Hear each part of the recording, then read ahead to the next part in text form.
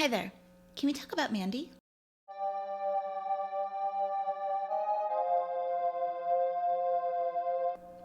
In 1999, comic book author Gail Simone put together the webpage Women in Refrigerators, named after an infamous scene from Green Lantern 54, published in 1994, where Green Lantern comes home to find his girlfriend has been murdered and shoved into a refrigerator. Women in Refrigerators was originally listed to show all female characters in comics who have been either devoured, raped, or cut up and stuck in the refrigerator. I know I missed a bunch. Some have been revived, even improved, although the question remains as to why they were thrown in the wood chipper in the first place. Though originally reserved for female characters in comics, the term fridge quickly became synonymous with all female characters in media who were either killed off or subjected to horrific acts of violence in order to spur the male protagonist into action, and has been the subject of much discourse and discussion in the world of pop culture deep dives and critiques. Mandy is a 2018 film directed by Panos Cosmatos and is the second movie following his debut science fiction horror film, Beyond the Black Rainbow. It is about how after Red's wife Mandy is killed, Red murders everyone responsible in retaliation. And from that description alone, you would think that Mandy was gross, trite, exploitive, and even misogynistic. But it's not. I'm very late showing up to the Mandy party, but what I wanted to do is what all the cool kids call deep dives into this amazing movie and how, despite its simplistic and often overtold narrative, this movie works, and this movie is wonderful. Mandy is a wampaku sandwich, where when you first hear about it, you go, well, I've had a lot of sandwiches. Why should I be interested in this one? And then you see it, and now you're confused because why are so many things in this sandwich? Can this sandwich, packed to the brim with proteins and pigmentation, even be edible? And for all the backlighting and iridescence and synth score and over-the-top violence, it is. And it's delicious. Mandy's bare-bones story works because Cosmatos has put such a huge style on this world's atmosphere and aesthetic, to the point where I'd argue Mandy can be considered magical realism, a term coined in 1955 by Angel Flores, that is a type of fiction that takes place in a realistic or modern world the viewer is familiar with, while adding magical elements perceived as normal in an otherwise mundane setting. Or, as Matthew Stretcher in 1999 defined as, what happens when a highly detailed, realistic setting is invaded by something too strange to believe. Basically, everything that would give the pedantic movie reviewer a total aneurysm in watching this film. Sadomasochist demon bikers or someone with a horn, hallucinogenic venom caused by a tarantula hawk. Nicolas Cage creates a magical sword. There's a tiger. The magical realism of Mandy's story gives more of a fairy tale or mythological feel, like Achilles desecrating Hector's corpse over the death of his lover Patroclus. It feels less of a story and more of an experience of raw emotion, a look into the rage and grief that loss can cause, and the potentially cosmic horror that said loss unleashes into the world.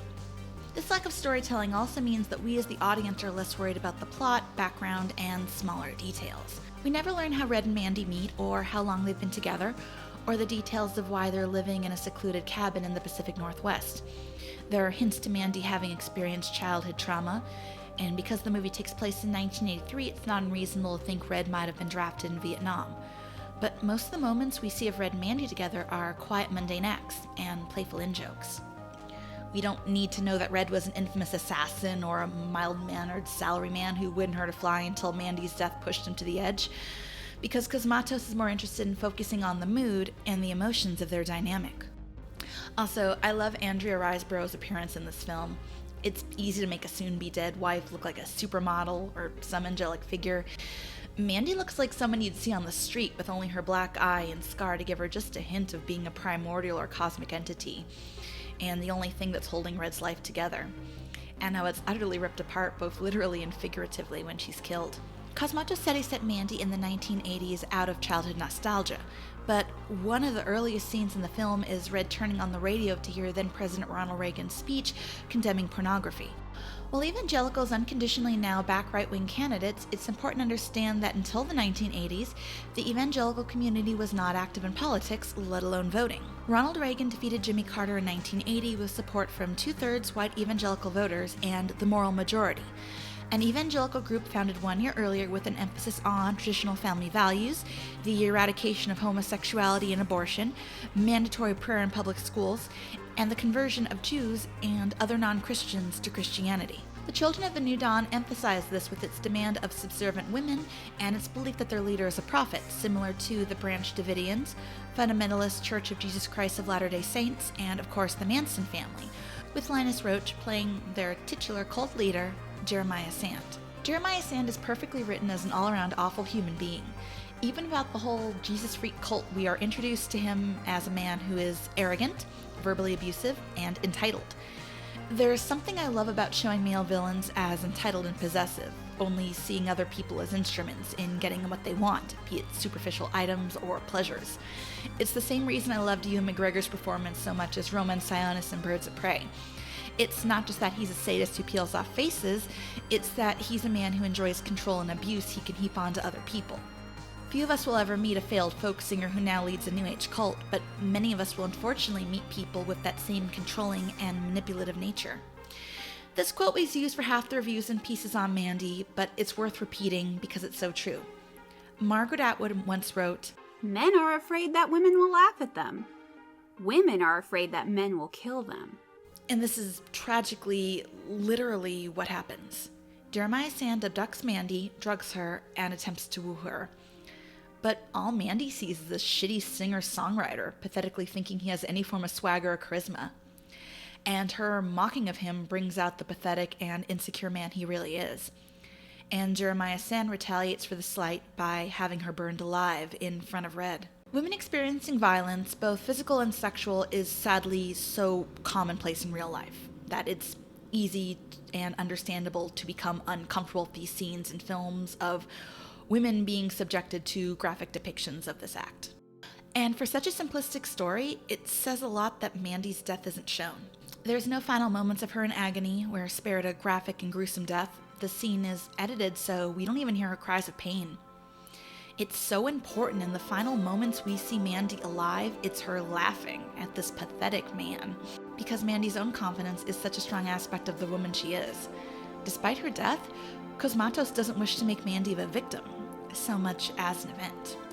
Mandy's lack of complex themes and narratives allow for visuals and feelings to take main stage in this film, and a lack of plot twists and high stakes allows for one of the most sincere movies I've seen in a very long time. This is best explained in Brian Tallarico's review of Mandy. There's a sequence in which Cage drinks an entire bottle of booze. Well, he ingests the stuff that isn't poured on his wounds, while in his underwear, howling like an injured animal.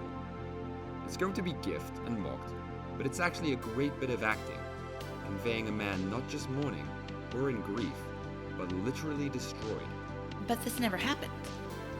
Mandy is an unpretentious film that wears its heart on its bloody, chainsaw-wielding sleeve, and Nicolas Cage gives a performance only he could have pulled off, his manic energy and grief being explosive and pronounced, but also so raw that any viewer who watches this movie will in good faith see this. Oddly enough, the movie of a man having a meltdown that did get gifted and memed into oblivion was the tired and overly pretentious Marriage Story. Many magical realism stories don't fit the typical narrative structure, and with Mandy being a movie where we don't see the title until 20 minutes into the film, this kind of fits.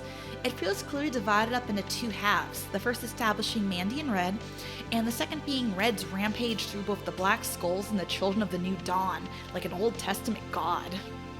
Many films now enjoy an elaborate choreography and heavy suspension of disbelief that John Wick's body has not shut down from sheer shock.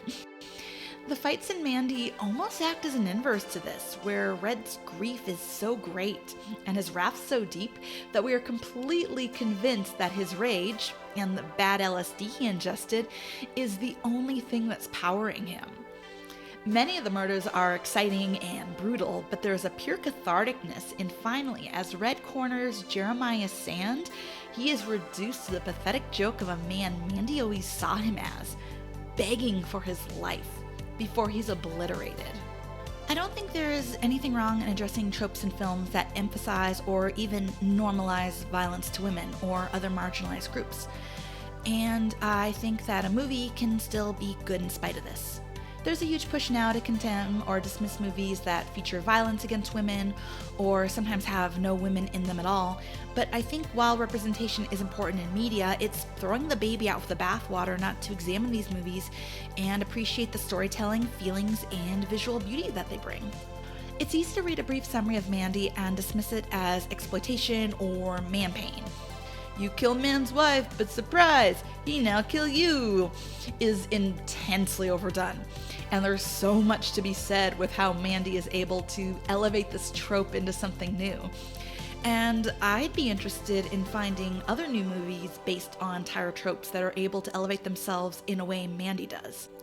There's something so wonderful in how Mandy is such a visual treat with its eclectic visuals and metalcore magical realism. Yes, that's a word I'm going to use now. That it uses this to rise above its simple plot and tropes into something that extends beyond the crimson primordial sky. Something strange and eternal. That's all for today. Thanks for letting me talk about Mandy. Oh wow, so I made another video in less than half a year this time around, yay. I wanted to thank everybody so much. The Conan video broke 1,000 views, which is nothing in some of these YouTube circles, but like I said, it's very rare I break 1,000, so that's really awesome. Big thanks for everybody who helped me out on this.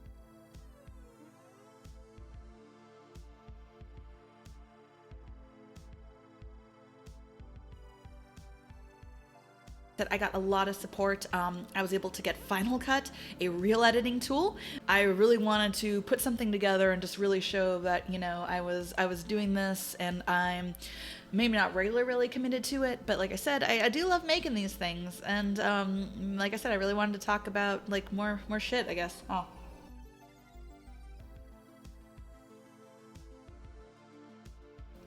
Bitches be drinking rum and coke.